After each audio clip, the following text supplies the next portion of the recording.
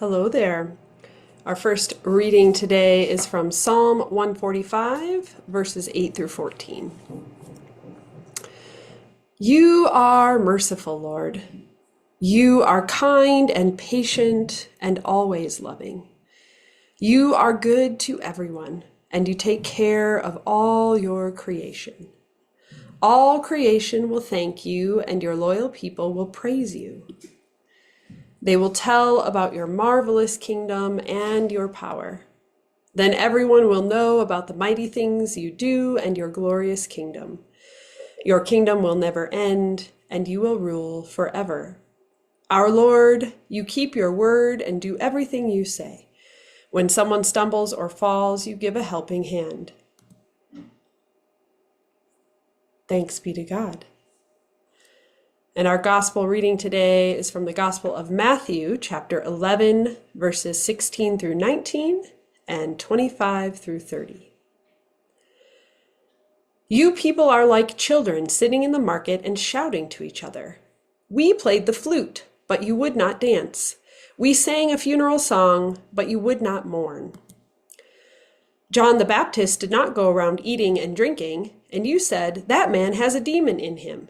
But the Son of Man goes around eating and drinking, and you say, that man eats and drinks too much. He is even a friend of tax collectors and sinners. Yet wisdom is shown to be right by what it does. At that moment, Jesus said, My Father, Lord of heaven and earth, I am grateful that you hid all this from wise and educated people and showed it to ordinary people. Yes, Father, this is what pleased you. My Father has given me everything, and he is the only one who knows the Son. The only one who truly knows the Father is the Son. But the Son wants to tell others about the Father, so they can know him too. If you are tired from carrying heavy burdens, come to me and I will give you rest. Take the yoke I give you. Put it on your shoulders and learn from me. I am gentle and humble, and you will find rest. This yoke is easy to bear, and this burden is light. Thanks be to God. Yesterday, I did my first ever open water swim in preparation for the triathlon that I'm registered to do at the end of the month. If you have ever tried swimming in open water, as opposed to a swimming pool, you know that it is a very different experience. First of all, if you have to wear a wetsuit, that experience is something in itself, let me tell you. But simply swimming in a body of water is also a very different experience. In a swimming pool, there are lines painted on the bottom of the pool, which make staying in your lane easy. But even if that doesn't work for some reason, there are floating strings that keep you from moving too far one way or the other. In open water, if you don't have any lines to follow, in open water, there are no lines to follow. In fact, at least in the lake I was swimming, the water was so murky that I couldn't even see my own arms. So your only means of staying on a straight path is to either try to follow the shore or lift your head every so often to orient yourself. The water is also generally colder in open water, although not always. So yesterday, I started my swim experience by putting on my wetsuit. If you've never put on a wetsuit, that is a workout all by itself. By the time I was ready to actually swim, I felt like I'd already done a full workout. But I got the wetsuit on and I got into the water. And man, was that water cold. I was swimming in Ghost Lake, which is a reservoir, which is glacier fed, so the water is a bit of a shock. The good news is that the wetsuit did its job and kept my body warm. My hands and face took a little more time to adjust to the water temperature, but after a couple minutes, that was no longer a problem. It takes a little time to get used to swimming with new and different and a bit restrictive gear. It also takes time when you're nervous and uncertain to allow your heart rate and breathing to calm down.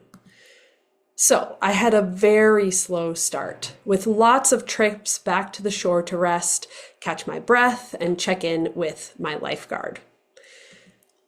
After several times of swimming back to shore to rest, I started rolling over onto my back to float and or do a few strokes to keep moving. It slows you down to do this, but it allowed me to catch my breath and reset my tired shoulders without going back to shore repeatedly. And actually, I discovered something else in that process too. Rolling onto my back was lovely.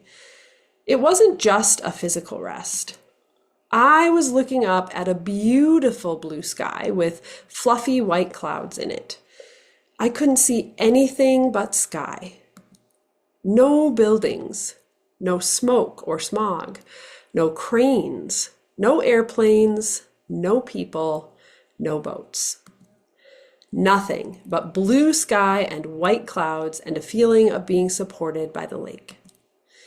In actuality, I was being supported mostly by a wetsuit that made me more buoyant, but it felt like the lake was supporting me. And I was able to rest. It wasn't just rest from the weariness of this new skill I was trying to learn and develop. It wasn't just rest for my tired shoulders and my calves that wanted to cramp. It wasn't just rest from feeling a little disappointed that I was swimming so slow compared to normal. It was rest from everything. From the busyness of my life, from the stress of training, from whatever else was on my mind. It was pure, unencumbered rest. I think I would go so far as to say that blue sky and those white clouds and the peaceful feeling of floating alone with nothing clouding my vision or my heart was rest in God. Momentary, blissful, deep, abiding rest in God. It reminded me of a dream, or my childhood maybe. The wonder and excitement of floating and just being me, bringing all of myself to God in that moment. And then I turned over and I kept swimming. And there's a picture of me, just for proof that it happened. Our gospel reading today from Matthew 11 says, "If you are tired from carrying heavy burdens, come to me and I will give you rest." Often we are encouraged to rest from the busyness of life. And don't get me wrong, we should rest from that busyness. But I wonder what that rest looks like. For working people, how often do we truly rest on our days off? Sure, we might not be working, but are we truly resting? Or are we cleaning, running errands, making phone calls, checking in on all the balls we have in the air, or just generally catching up on life? And for those who aren't working anymore, do you truly get rest, or are you busier than ever? Even if we do manage to get real rest that is unencumbered by anxiety over all the things we should be doing instead, what does that rest look like? Is it restorative, renewing, and re-energizing? Or is it zoning out to try to forget the busy life we usually lead? Is it weighed down with guilt about everything you're not doing while you're resting? Maybe it's just me who struggles with truly resting. Those who know me likely aren't surprised by this, but I don't think that I'm the only one. Whenever I go to Kingsfold Retreat Center to try to get true rest, one of the things they tell people is to try not to bring too much to do. In other words, if you go thinking, I'm going to get so much reading done, I'm going to take 5 books with me, you may feel disappointed that you don't get much reading done. They have learned over many years of welcoming retreatants that many, many people on retreat need true and abiding rest. Sometimes that means sleep, lots of sleep. Sometimes that means sitting and listening to the wind or the river or the birds. Sometimes that means turning off the phone. But often it does not mean frantically trying to accomplish all of the things you thought you would try to accomplish with the spare time. Instead, Kingsfold has found that for many people, being on retreat means truly resting, slowing down, flipping over to swim on your back and look at the blue sky and the fluffy white clouds, and to rest in God. Settle in, release your burdens, allow yourself to go to God, to go to Jesus, so that you can receive rest. Allow that gift to wash over you. You may not always be able to set aside your burdens permanently, but for a moment, stop swimming, roll over, and float there. Allow God to support you fully. Relax your body, feel God holding you firmly, and release yourself. Feel the weightlessness of floating, being fully supported and setting down the weight of the burdens you carry. Allow God to take that weight off your shoulders, even for a moment. Rest. Rest in God's abiding love for you. I want to take a moment now to try a spiritual practice together. So let's use our imaginations momentarily. Close your eyes if that is available to you. And if not, then just soften your gaze and allow your eyes to relax.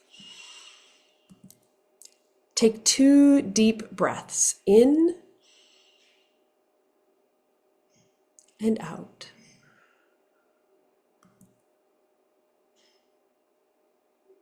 In and out. Now imagine you are at a body of water. Choose a place that you've been before that is a comfort to you, perhaps. It can be the clearest, cleanest water you've ever been in. This is a safe place to be. Imagine this water is clear and still. There is no danger. Now imagine it's a beautiful, clear, sunny day. Or imagine your favorite weather, something that feels safe and comfortable to you. You don't even have to get wet in this water if you don't want to. Just be in it. Once you have imagined this safe body of water, imagine you are wading in. As you wade into that clear, glassy water that is the perfect temperature, you feel yourself getting lighter. As the water begins to cover your body and reaches your shoulders, imagine whatever you are carrying begins to become weightless. If you want, it can even float away, or float nearby if you need to pick it up again later. Now I want you to allow yourself to float. Feel the weight of your own body lift. Look up at the sky.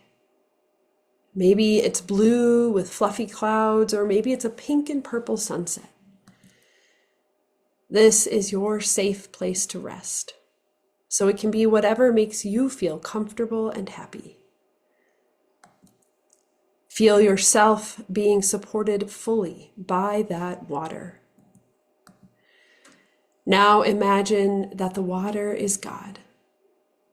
Maybe God's arms are what's supporting you in the water.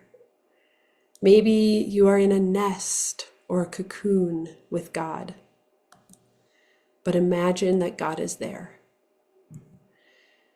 If there is something you'd like to say to God, or if there's a burden or weight you've been carrying that you want to ask God to take, or at least help you carry, lift that to God now. Take 30 seconds of silence to float, feeling yourself fully supported, and offer to God whatever needs to be offered.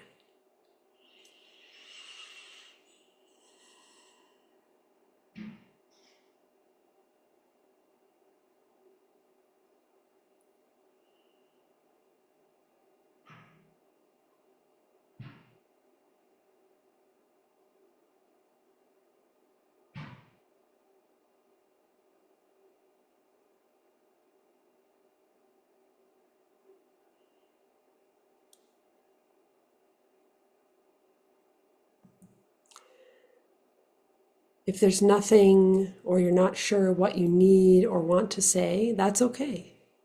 Just feel yourself being supported and loved. When you are ready, slowly open your eyes. If the burden you set aside needs to be picked back up, pick it up. But notice if it feels a little lighter now. Come back to the present and notice how you're feeling now. Maybe you feel lighter, more peaceful, or more settled. Maybe you don't feel any different, and that's okay too. Just allow yourself to be however and whoever you are in this moment. Welcome yourself without judgment. As we come back to the present and begin to settle back into life, I invite you to rest. If you are tired from carrying heavy burdens, come to me and I will give you rest, says Jesus. As you leave here today, as you go out into the rest of your day, the rest of your week, may you remember this exercise anytime you need to use it. It is available to you whenever you need it. May you allow God to help you carry your burdens. May you welcome the rest that God offers, and may you welcome God's love for you always. Amen.